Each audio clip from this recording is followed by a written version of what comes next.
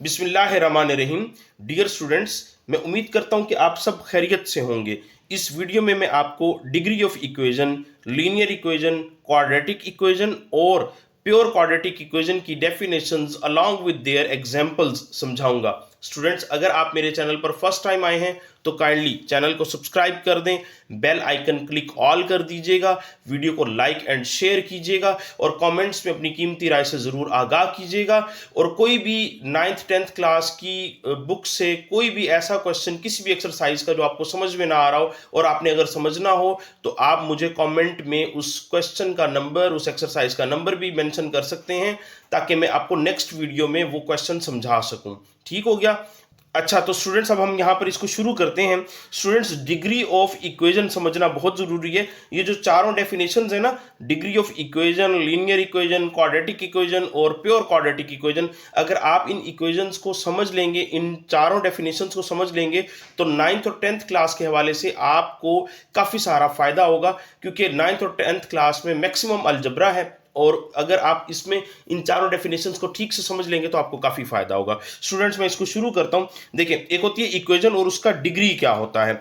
Degree of equation होता है the highest power of variable present in an equation. एक equation में मौजूद जो भी कोई वेरिएबल हैं, जितने भी वेरिएबल्स हैं, उन तमाम वेरिएबल्स में जो हाईएस्ट पावर होगी वो उस इक्वेशन का डिग्री कहलाएगा। फॉर एग्जांपल, यहां पर मेरे पास ये एक इक्वेशन मैंने बनाई हुई है 3x + 2 = 0। तो डियर स्टूडेंट्स, इसमें ये देखें 1, 2 एंड 3 टोटल टर्म्स हैं। इन टोटल 3 टर्म्स में से ये वाली एक टर्म ऐसी है जिसमें अलजेब्रिक वैल्यू इन्वॉल्व है जो कि x है, और यहां x की पावर है 1। x की पावर क्या है? 1। तो फिर ये इस इक्वेशन की डिग्री जो है वो 1 है। ठीक है? अच्छा, इसी तरह से नेक्स्ट एग्जांपल देख लें। इसमें 1, 2, 3 एंड 4 टर्म्स हैं। लिखा हुआ है 4x² + 7x + 3 = 0। ये 1, 2, 3 एंड 4 टर्म्स हैं, जिनमें से ये वाली 1 और 2 डिफरेंट टर्म्स हैं। इन दोनों टर्म्स में अलजेब्रिक वैल्यू जो है वो इन्वॉल्व है x की सूरत में। ठीक है? अब देखें, इसमें इस टर्म में इस वेरिएबल की पावर है 2 और यहां इस वेरिएबल की पावर क्योंकि नहीं लिखी हुई, तो जो नहीं होती लिखी हुई तो उस वो अंडरस्टूड होता है कि वो 1 होती है। तो स्टूडेंट्स, आप ये देखें, जो हाईएस्ट पावर है इस पूरी इक्वेशन में वो है ये वाला 2। तो इस इक्वेशन का जो डिग्री है, इस इक्वेशन की डिग्री जो है वो क्या होगा? 2। क्लियर हो गया? तो ये होता है डिग्री ऑफ इक्वेशन। अच्छा, अब हम आ जाते हैं लीनियर इक्वेशन की तरफ। स्टूडेंट्स, लीनियर इक्वेशन की डेफिनेशन है the equation of degree 1 is called linear equation. ऐसी इक्वेशन जिसकी डिग्री 1 हो तो उसको हम लीनियर इक्वेशन कहते हैं। स्टूडेंट्स, एग्जांपल्स देख लेते हैं। यहां पर मैंने लिखा हुआ है 4x + 3 = 0। तो यहां पर हमारे पास टोटल 1, 2 एंड 3 टर्म्स हैं और इसमें एक ही जो हमारे पास टर्म है उसमें वेरिएबल इन्वॉल्व है y, और इस y का जो पावर है वो है 1। ठीक है? तो इस इक्वेशन की जो डिग्री है वो 1 है। तो जिस इक्वेशन की डिग्री 1 होती है उसको हम लीनियर इक्वेशन कहते हैं। जस्ट लाइक दिस, कि ये देखें, ये वहां यहां 1, 2 एंड 3 डिफरेंट टर्म्स हैं। इसमें इस वेरिएबल की पावर भी 1 है, इसमें इस वेरिएबल की पावर भी 1 है। यहां 2 डिफरेंट वेरिएबल्स इन्वॉल्व हैं, लेकिन इनमें से हर एक की पावर 1 है। तो highest power of this equation जो है वो क्या है? 1। तो फिर इस इक्वेशन को भी हम क्या कहेंगे? लीनियर इक्वेशन कहेंगे। Right students? जी, तो स्टूडेंट्स, नेक्स्ट अब हम आ जाते हैं क्वाड्रेटिक इक्वेशन की तरफ। देखें, यहां लिखा हुआ है quadratic equation the equation of degree 2। Shortest definition है, बहुत इजीली समझ में आने वाली है।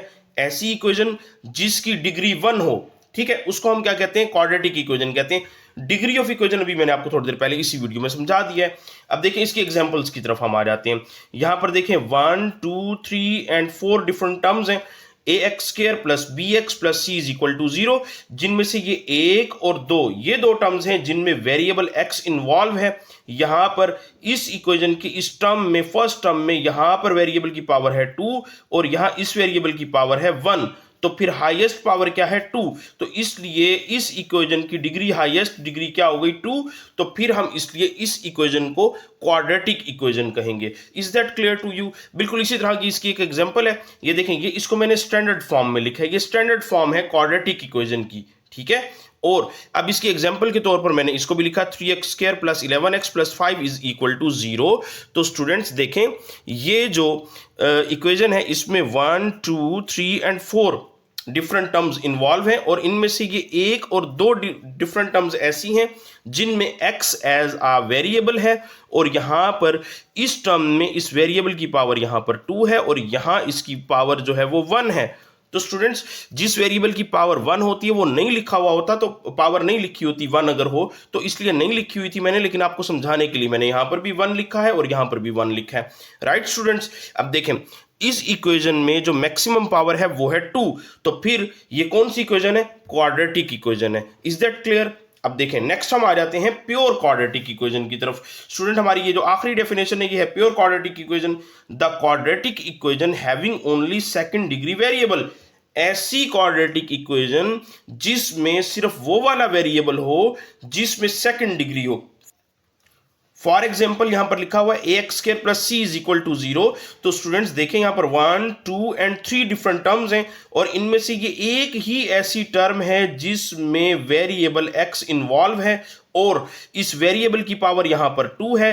इसके अलावा इन बाकी दो टर्म्स में कोई और वेरिएबल नहीं है, तो फिर सिंगल वेरिएबल है और इस सिंगल वेरिएबल की पावर 2 है। तो इसका मतलब है यहां पर इस इक्वेशन में सिर्फ एक ऐसा वेरिएबल है जिसकी सेकंड डिग्री है, कोई और वेरिएबल नहीं है। तो ऐसी इक्वेशन को हम क्या बोलते हैं? Pure quadratic equation. राइट, अब देखें इसी की मैं एक और एग्जांपल आपको यहां दे देता हूं। यहां पर लिखा हुआ है 7x² 1, ये 2 और ये 3, मतलब 7x² plus 8 is equal to 0। ये हमारे पास क्या है? ये हमारे पास सेकंड डिग्री इक्वेशन है। लेकिन ये जो सेकंड डिग्री इक्वेशन है, ये जिसको हम क्वाड्रेटिक इक्वेशन भी कहते हैं, लेकिन ये प्योर क्वाड्रेटिक इक्वेशन है। उसकी वजह क्या है? ये देखें, ये जो स्टैंडर्ड फॉर्म है क्वाड्रेटिक इक्वेशन की, मैं यहां पर अगेन लिख देता हूं, ax² plus bx plus c is equal to 0। तो स्टूडेंट्स, ये जो b है, अगर हम b को इज इक्वल टू 0 पुट कर दें, मतलब b किसी भी तरीके से यहां पर 0 हो जाए, तो ये हमारे पास हो जाएगा ax² plus 0x plus c is equal to 0। तो फिर हमारे पास इसका फाइनली क्या आंसर बनेगा? ax² plus c is equal to 0। तो ये जो ax² plus c is equal to 0, ये स्टैंडर्ड फॉर्म है प्योर क्वाड्रेटिक इक्वेशन की। ठीक है, और यहां पर हमने क्या किया था? b की जगह 0 पुट कर दिया था, and you know that 0 multiply by anything, 0 multiply by any variable, और 0 मल्टीप्लाई बाय एनी कोफिशिएंट, और 0 मल्टीप्लाई बाय एनी कांस्टेंट, तो आंसर क्या आता है? 0। तो 0 XOR 0 हो गया था यहां पर, तो हमने इसलिए इसको यहां से स्किप कर दिया, खत्म कर दिया, और हमारे पास ax² plus c is equal to 0 आ गया। तो ये स्टैंडर्ड फॉर्म है किसकी? प्योर क्वाड्रेटिक इक्वेशन की।